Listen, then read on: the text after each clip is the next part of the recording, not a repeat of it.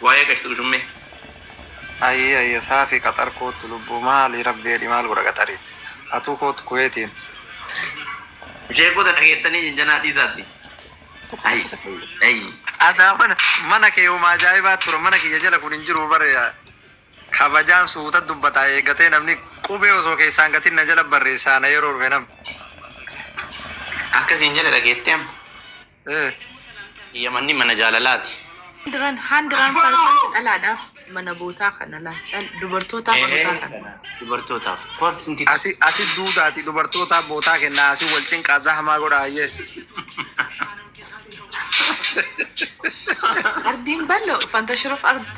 Kana oolta ammaati. Tuni miira inaaffaati. Shamara bootaa kennan jettuu yoo akka waan nu hiinee aadaan mana hidhaa seessifnu achi.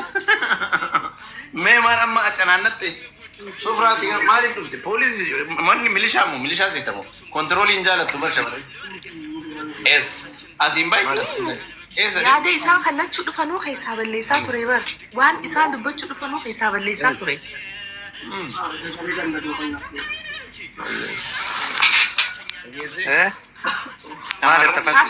Waan isaan dubbachuu dhufanuu keessaa balleessaa turte maaliif dhufte gaaffii qabda moo maal qabda jechaa ijoolleedha. Mooyi laatama Yaasmiin atama gaaffii qabda akka itti dubbatu beeta dhufee ooluma koreetuma waa takka dhageeffachuu fedhe maal fayyada dhageeffachuu dhufee.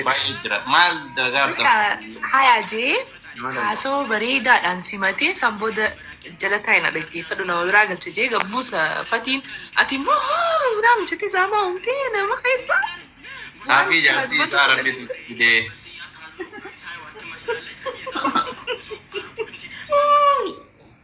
Sirbeeti milishaa maliikaa taate jaartii kee milishaa Itoophiyaa. Duuba akkasii yoo eegan malee taate ree dubbi bahaa gala yoo eegan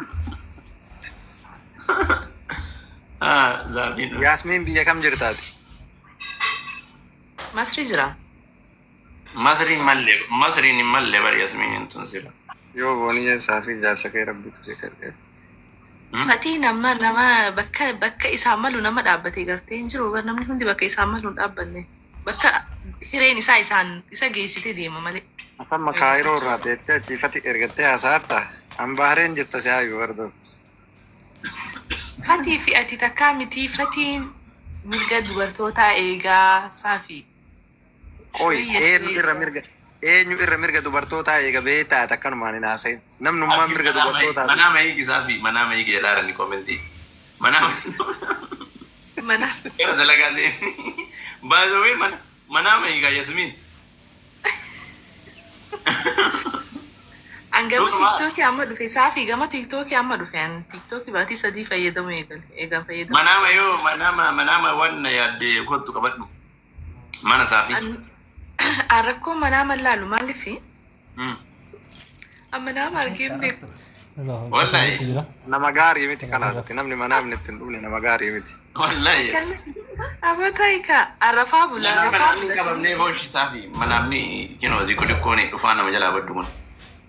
Shayitaana si fidee calaa fuudhee balleessa. Siisteemarra fidee ka'ee balleessa. Siisteemarra. Bursusa jaama bursusa waan guyyaa yaadaan si cinqu.